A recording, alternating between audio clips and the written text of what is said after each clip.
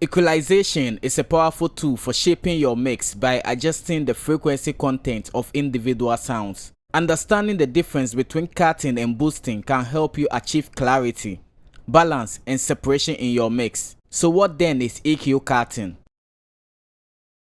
Cutting involves reducing specific frequency in a sound. It is typically used to remove unwanted noise or resonances. For example, we have a layered electric piano sound. It's an instrument that don't need the bass like the guitar and hi-hats. We can remove low-end rumbles using a high-pass filter to cut frequencies below 20 to 80 Hz.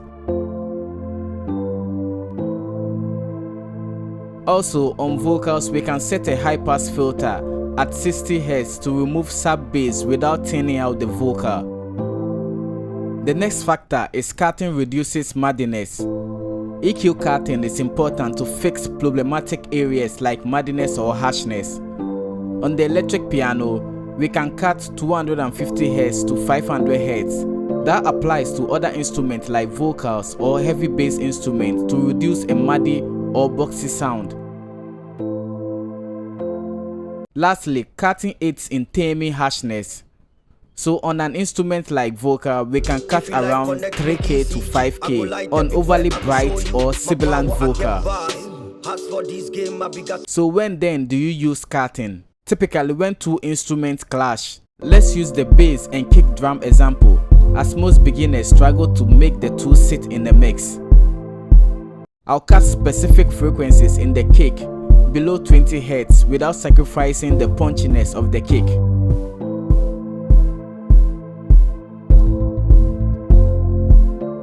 And dip around 300 Hz in the bass guitar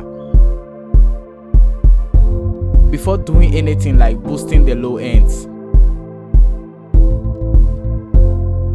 You see, small changes go a long way. Large boost or cut can make the sound unnatural, but these are all guidelines, so don't be afraid to experiment. If it requires you to cut up to minus 10 dB of an instrument when it's needed, then you do so. Now let's look at EQ boosting. For example, we can add sparkles to vocals by boosting 8 kHz to 12 kHz with a wide Q to add air and openness to the vocal. Also, boosting makes an element stand out in the mix. We have this simple drum loop. Let's enhance the kick. I've already cut below 20 Hz. We boost around 60 to 100 Hz to add punch and power to the low end. And then go in further to boost around 3K Hz to 5K Hz for the click or bitter sound of the kick. Anyways, this is a live recorded kick sample.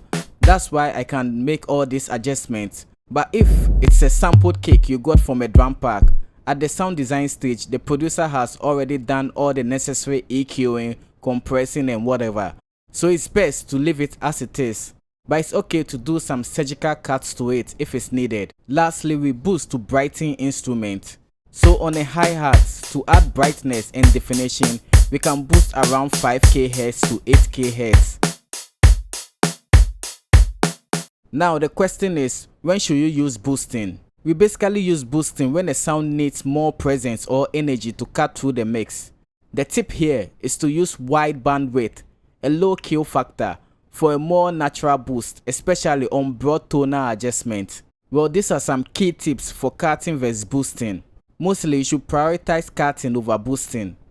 Cutting reduces cluster and creates space, while boosting can lead to a mix that sounds harsh or unnatural if overused. For me personally, I like to use subtractive EQ first to address problematic frequencies with cuts before adding boost. Also, if you are boosting, you should boost for enhancement, not fixing. Boost only when the sound already has the qualities you want, but needs slight adjustment. For you to get a perfect mix, use a reference track. Compare your mix to a professional track to identify areas needing cut or boost. Like always, thanks for watching and see you in the next one.